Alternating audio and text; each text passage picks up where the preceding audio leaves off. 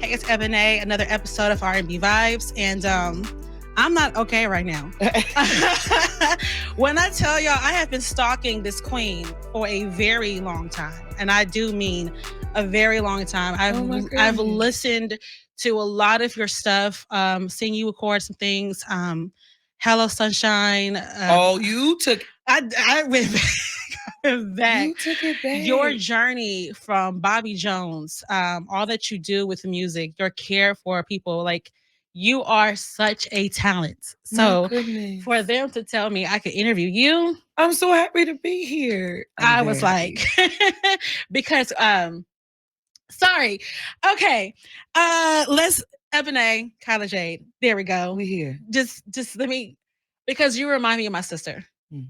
And my sister has a powerhouse voice. Love that. Just like you. And I've always, like, when I see her, I was like, I just want you to do music. She didn't go into me anymore.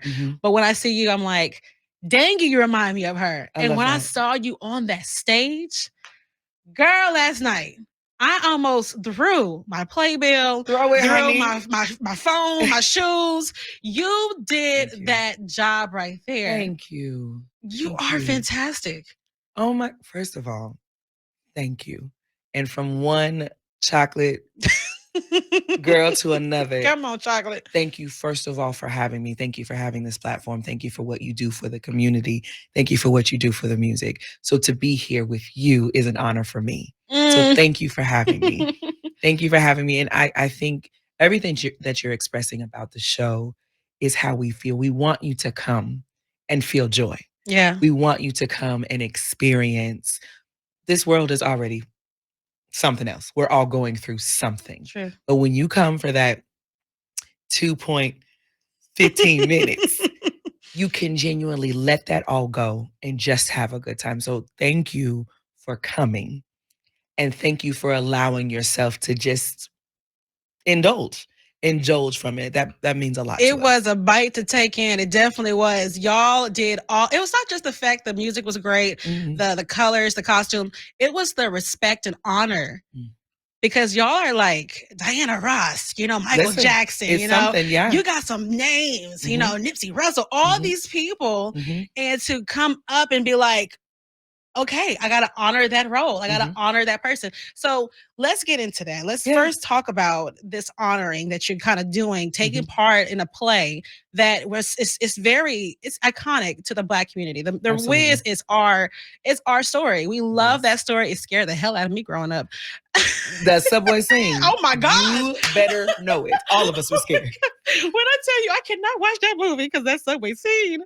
Okay, so tell me, how did it feel to be a part of something so iconic? Well, you have to go past the movies. You have to go to the fact that it's 50 years.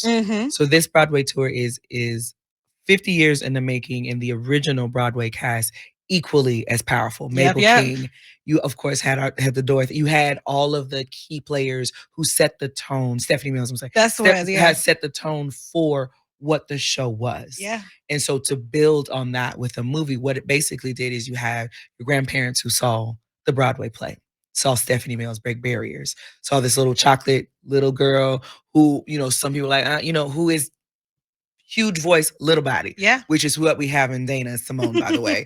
Dana Simone just turned 21, our Dorothy. Really? That's a baby right there. It's a baby. She's all of 4'11". She's little. She's phenomenal. She's phenomenal. But all of us understood that this didn't just belong to us. Yeah. It belongs to everyone. And so the heaviness and the responsibility of the show, of the story, was what you touch first. The importance, what is home? Home means something to everybody, and it's universal. Home could be your family, could be a job, could be a dream that you have, could be a safety net, could be your loved one. Home is that journey to the things that you need. So all of us can attest that we're looking for home somewhere.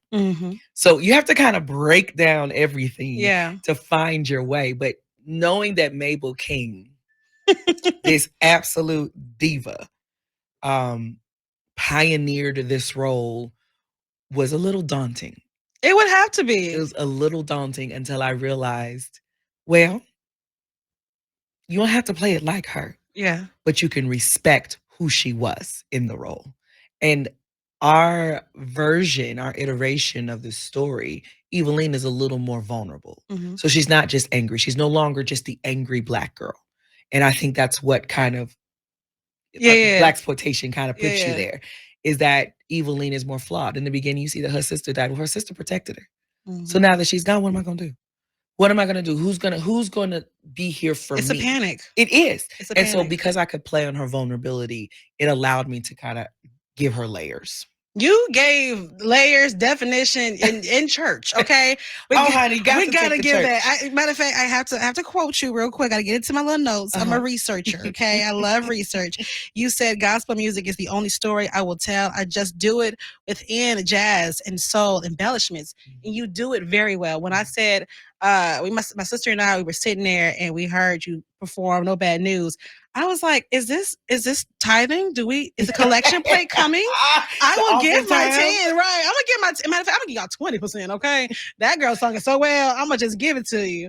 How do you do that? How are you able to just bring it? Because you made it your own. You did not copy, you made your own, and then you took it to a whole nother spectrum. You're just not watching a play. No, you're gonna get a little bit of that soul rejuvenation that you need. How do you do that? Well, it helps to have good music. So Joseph Joubert took this score and brought it modern. So you'll see influences of every kind of music, even in the dance and the clothing. You see different stories in different times. And so this particular song, No Bad News, I was not a fan at first of this version because I'm a purist. Okay. And so I loved Mabel's version. Yeah. That was, no, I'm gonna wake up. It was just, it was gritty. And I was like, oh my. So when I heard the new version, I was like, it's not even in the same key. I don't like it. And it took my boyfriend to tell me, what's wrong with you? He said, it's church. Yeah. This is what you do. And I said, well, he might be right. Yeah, because you brought the tambourine. I was like, come on, church. Honey, don't give me a tambourine thing. I'm not going to play it. Just don't give it to me. Yes. So that's what happened is I looked at the song and I looked at who I was. Yeah. And I said, well, if they gonna let me, you sure? You sure you gonna let me go? So it became all of the things that I grew up singing. And I think that's the joy in it for me. Yeah. Is that I can still be uniquely who I am in a place that didn't expect to be in. Well, you see, I think a lot of singers, actors, whomever that are taking on a role that, of course, was an offset for so many different other things. Yes. It's hard for you to not realize you're not copying it. You're just putting your own layers. You're just making it your own. That's right. So how do you advise people on that? Your voice, listen, I'm very straightforward. I'm very black and white. And whenever people talk, I said, well, if I wanted to hear them sing it, I would have played the record. So give me your idea. What is your experience? That's the problem. Is we don't go to church no more. So we don't understand testimony service. Come on now. Your story is your story and your journey. So don't give me a song based on someone else's experience. Sing to me from where you have it. And I think I come from a school of storytellers. The women I studied growing up, the Aretha Franklins, the Gladys Knights, the Ella Fitzgeralds, the women, Sarah Vaughan, people in that they were storytellers. So it was about the feel of the song, what it means to me, what it's saying, how do I feel in this moment? All of those things were discussed and written about. So they had something to talk about. All the songs that we feel that make us feel good, somebody was going through something. That's true. Somebody was going through. Yeah. And they talked from that experience. Yeah. And so that's what I would tell anyone coming up in music is write songs, sing songs, be about the music that makes you feel a way. We got some people in the room right now. Sorry, guys. Yeah. Okay. Well, then tell me, let's go back to that moment where you finally got that call. Matter of fact, the audition. How was that moment when you was like, let me go up here and audition? Did you audition at all? Because I did. I did. It was a long time. It was about a 6-month audition period. And I think it's one of those things where you're like, well, why not? I'll either get it. What are they going to tell me? No. Right. Okay. Well, keep doing what I've been doing. Amen. So I didn't expect. That's the thing. You get no's. and then one day you get a yes, and Yeah. it changes everything. Yeah. And so I flew to New York. My agent sent in a video, and they were like, okay, we want to see her. And so I went in for the initial, which is what we all do when we go through things, is we do our first initial auditions. Mhm. And I loved Olivia Mhm. was her name. And in the room, she kind of looked at me. This was casting director. Mhm. And she said, there's something there. Yeah. And so I am grateful that she felt there was more. And then from there, we just kept on. I think I auditioned about 4 or 5 times. I just can't believe you auditioning. I just can't, because in my mind, because for me, I'm just a fan of you. So for me, I'm like, for real, she got auditioned. We just can't sign her up on here. Theater is a different animal. Okay. It's a completely different beast. Yeah. I think it helped. It got me in the door. Yeah. Definitely being who I am. But they still need to know, because girl, I didn't know if I could act. And honestly, in the beginning, I could not. I'm very grateful to our director. I'm so glad my family didn't come to these first few shows. Oh my goodness, how was it? Honey, it was horrible. Because this was your first, like, this is my Broadway debut. Yeah. So yeah. I think we all were like, maybe I could. But I've had amazing teachers. Girl, I was horrible. I can't believe I want you, because I couldn't get out of myself. I was in my own way. And with acting, you have to be free. You have my Shelly, our director. She said, I just want you to try things. I just want you to throw things out there and try it. And maybe it'll work, maybe it won't work. And I was so uncomfortable. Yeah. Because even in Nashville, we are trained. We are trained. When I come into a session, you tell me what you want, you're going to get it. Amen. I know exactly what it is that you need. And so I kept saying, well, what do you want? And she was like, I don't know. I need more. You talking about stress? I need more than I don't know. You got to tell me. She's like, no, I don't know. So just try some things and we'll see if it works. Okay. So that was a moment. That was a moment. Yeah. Well, tell me about being in this room with all these other great actors and learning from them, being all together as a family in a sense. Y'all make that feel like a family. We are. This is definitely the Wiz family. We had Avery Wilson came to the show while we were in Dallas last week.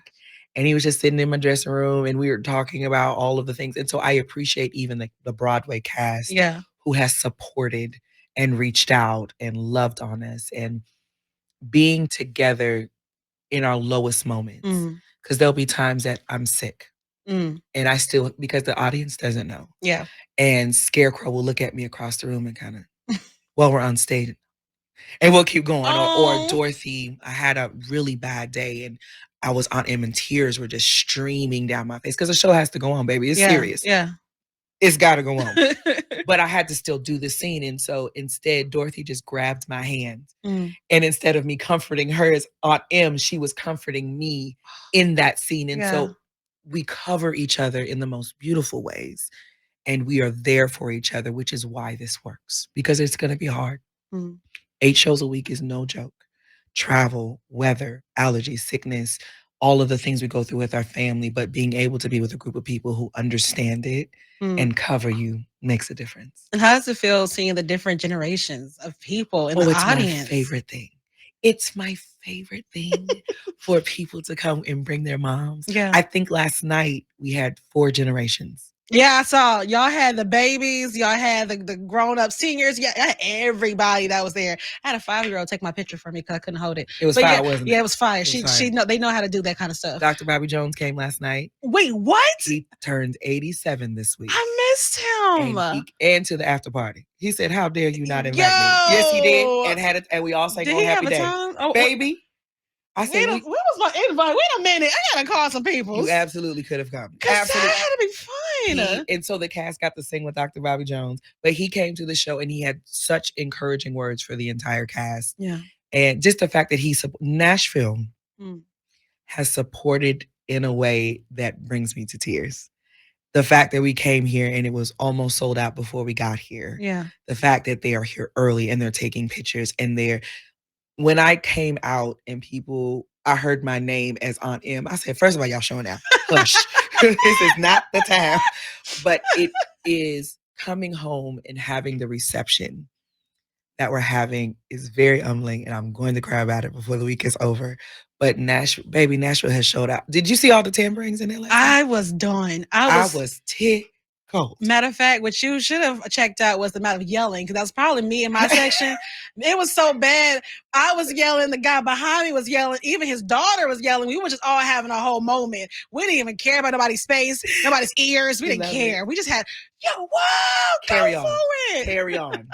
That's what we love. Carry on. Oh, but the cast and crew, the respect that y'all have for each other, the respect that y'all provide for the roles, it's fantastic. And I know you're excited for all the other cities, all the other things that's going to happen with it. How do you each night prepare? How do you make sure that night before is just as grand or just as bigger as this night that you're going into? This is a great question. We all have our own ways of doing things. For me, I get to the theater 2 hours early. So before people are even in there, before it's kind of the calm before the storm for me. So regardless of how my day is, I go to the theater, I come in and I walk and I look out.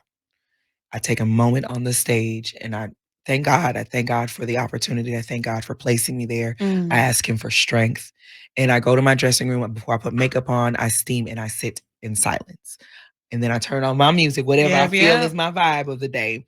I do my makeup, but I am alone in that moment to prepare.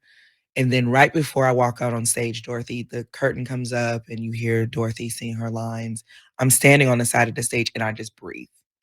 So I take about 30 seconds to just, and I thank God. And baby, then the show goes on. Listen. That's what we do. Come on, man, it's stress music. I know. I told you when it comes to this interview, my brain is just like, I want to ask this, I want to ask this, I want to ask this, but you can't. You gotta stick to the playbill. And when I tell y'all the playbill, The Wiz is the show. It will make you cry. It'll make you feel. It will make you scream. I'm not gonna lie. Okay, when you go, don't worry about the person in front of you. They can get their ears checked out. They'll be all right. They're gonna be all right. But when I tell you my favorite song, of course, is gonna have to be "No Bad News." It's crazy how you didn't like that different, but it's my favorite song. Oh, I love it. Yeah, you love it now. You grew on you, but the way that you sung it, thank you. Girl, that's why my nail's gone. You know, that's actually not my favorite song. Really? My favorite song in the show. Okay, it's a favorite song and I have a favorite scene. Okay. My favorite song is "What Would I Do?" Our Tender. Yeah. He is every bit of R&B delicious. That's my second favorite. Yeah, that baby can sing. Let me tell you something. That baby can sing. D. Jerome. Okay, great.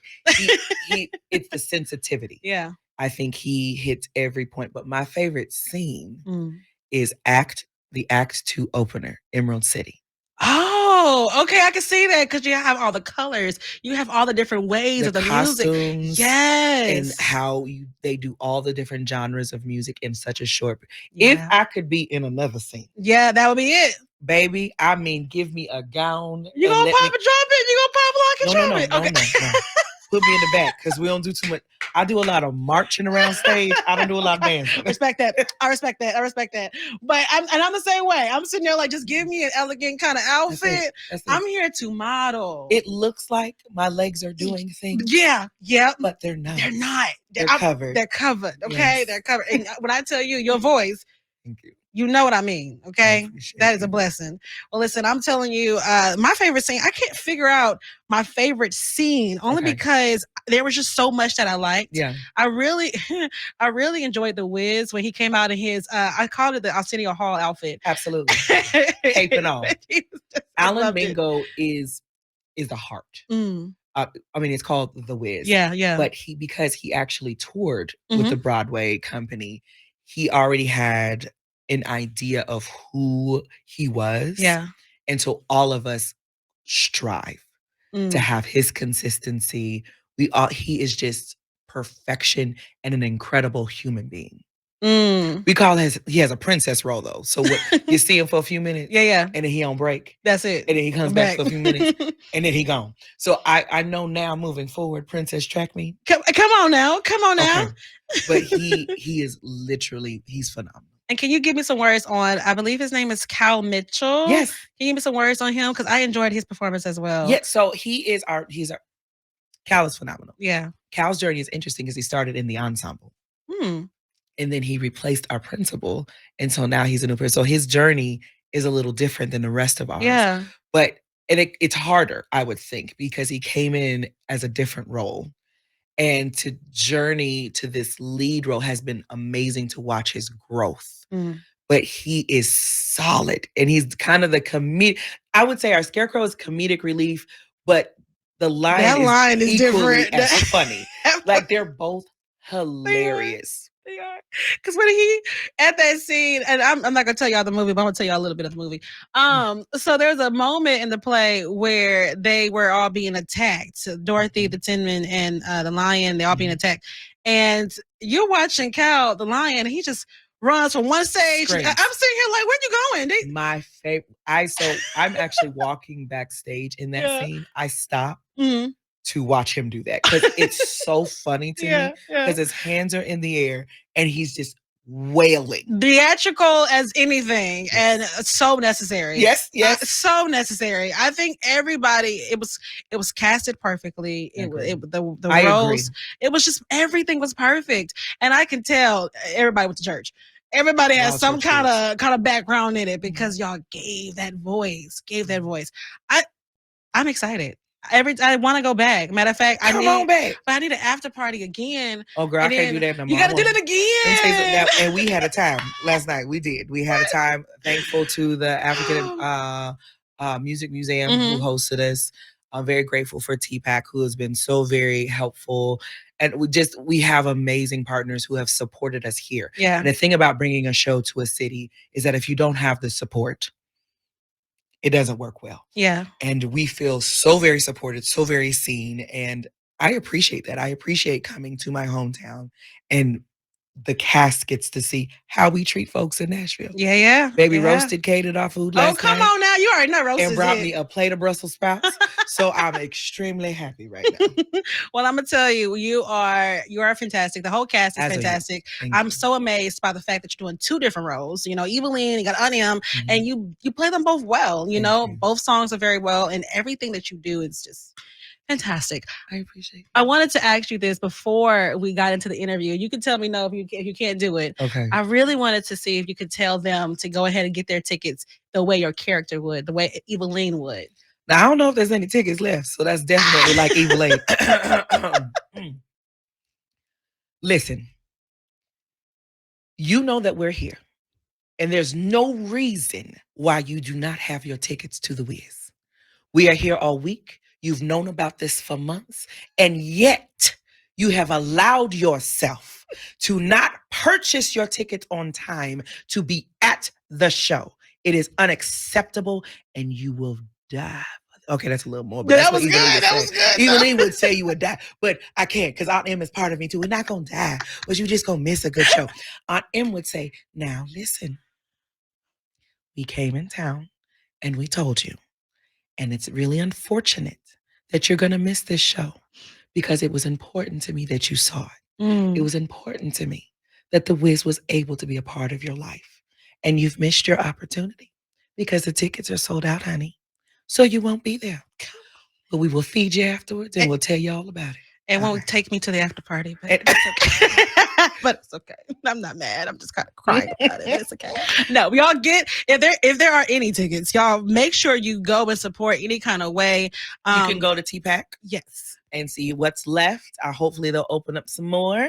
But we would love for you to come see our show. And again, as I say, being a part of this 50-year anniversary tour, we are bringing joy across the world, and I hope that you can come experience a little bit of it. Yes. Bring the joy, bring the love, because y'all, we need that every day. And yes, I swear, when I watched that, I walked away with tears, joy, love, and a wondering of why nobody asked for my 10%, because I was willing to give it. I was willing right in the moment to pay the tithing offering. We're gonna add You're gonna have to do that, okay? Y'all make sure you get your tickets. It's an amazing play, The Wiz, and I promise you, if you ever see anything with the name Kylah Jade, why are you questioning it? Like, what's the question? I'm sorry. Just what's going on? Support.